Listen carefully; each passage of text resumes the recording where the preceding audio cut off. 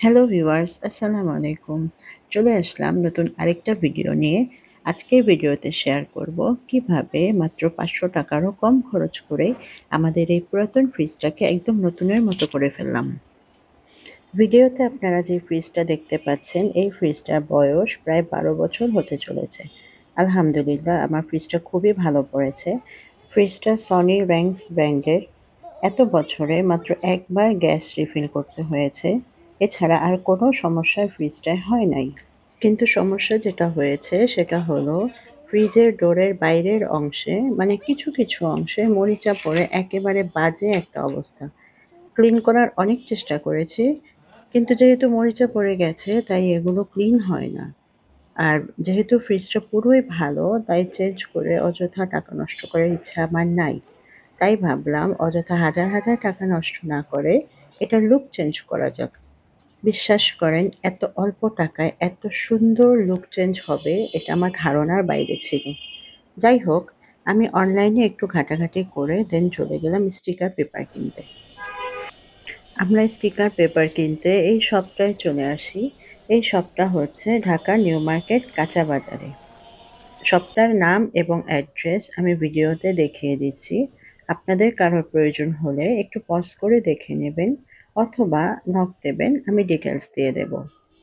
দেন আমরা শপে যাই। যদিও নিউ মার্কেটে এই একটাই শপ ছিল, বাট কালেকশনগুলো আমাদের ভালোই লেগেছে। এখন যে কালেকশনগুলো দেখতে পাচ্ছেন এগুলো পেপার স্টিকার। আর এই পেপার স্টিকারগুলো আমার খুবই ভালো লেগেছে। বাট এগুলো একটু ট্রান্সপারেন্ট লাগছিল, তাই পছন্দ হওয়া সত্ত্বেও নিতে পারিনি।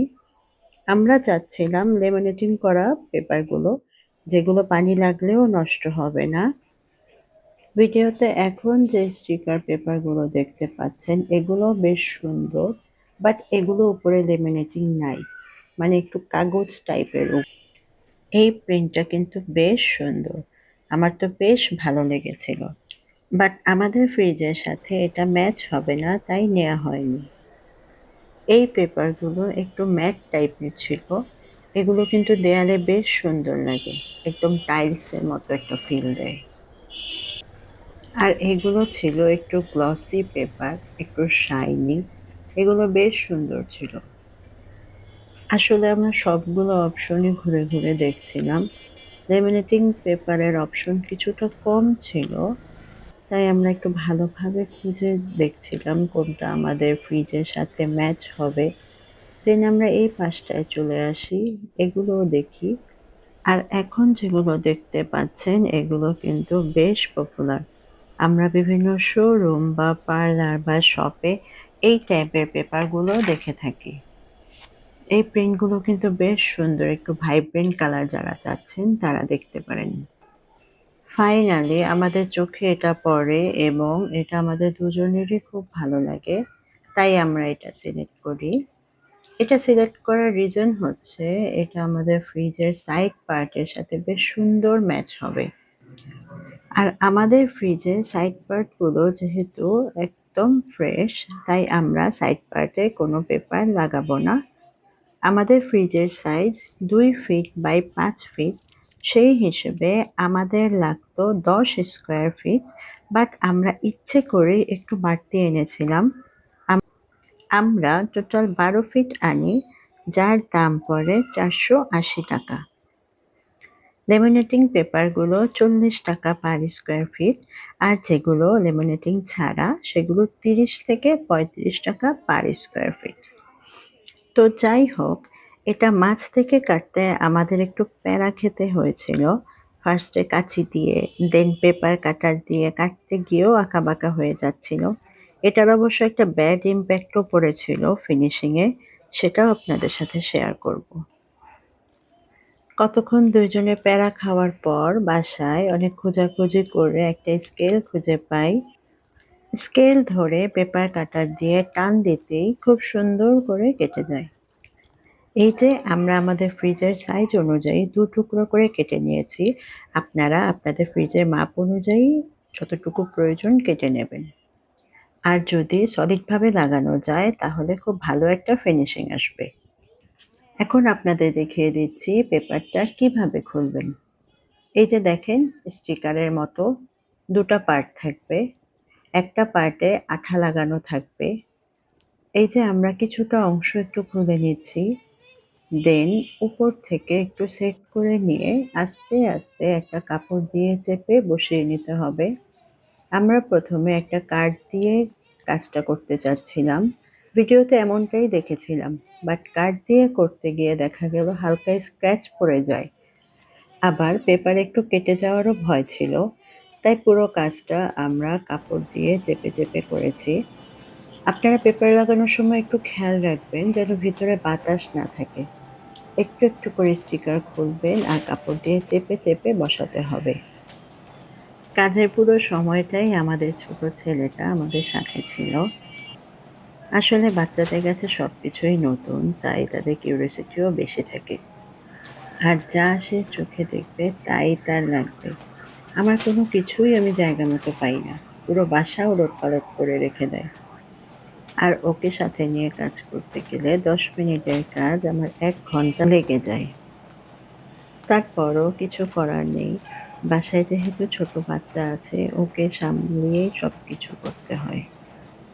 এই যে আপনাদের ভাইয়া একটা নরম সুতির কাপড় দিয়ে চেপে চেপে স্টিকার পেপারটা বসিয়ে নিচ্ছে। এটা আসলে পুরোটা একবারে খুলতে গেলে নষ্ট হয়ে যাবে, তাই একটু একটু খুলে চেপে চেপে বসিয়ে তারপর আবার একটু খুলতে হবে।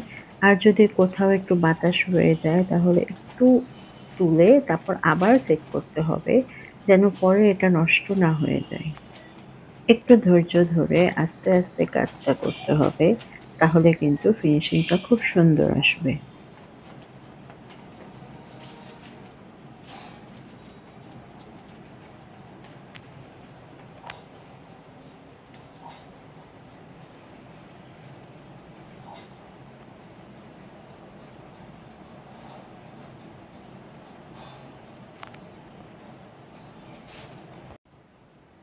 এই যে আমাদের ফ্রিজের উপরের পার্টে স্টিকার লাগানো হয়ে গেছে।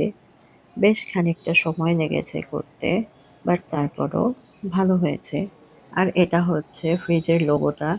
এই পোর্শনটা আমরা ইচ্ছে করেই আর কাটিনি, বিকজ আমরা চাচ্ছিলাম না এটা কাটতে গিয়ে ফিনিশিংটা নষ্ট হোক। তাই লোগোর জায়গাটা একটু উঁচু হয়েছিল। আর ওই যে আপনাদের বলেছিলাম কাটতে গিয়ে একটু আঁকাবাঁকা হয়েছিল।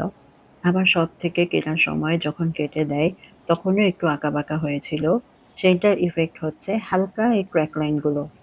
আমরা অনেক চেষ্টার পরও এই ক্র্যাক লাইনগুলো মেটাতে পারিনি। যেহেতু উপর থেকে আমরা আগেই সেট করে ফেলেছিলাম, সেই অংশগুলো একটু বাঁকা ছিল। তাই আপনারা এই বিষয়টা একটু খেয়াল রাখবেন। একটা পার্ট করার পর এত ভালো লাগছিল, লুকটাই একেবারে চেঞ্জ হয়ে গেছে। দেখেন নিচের পার্ট আর উপরের পার্ট কতটা পার্থক্য। আর এই যে পুরো ফ্রিজের ফাইনাল লুক। এই ক্র্যাক লাইনগুলো ভিডিওতে যতটা হাইলাইটেড হচ্ছে, বাস্তবে ততটা বোঝা যায় না।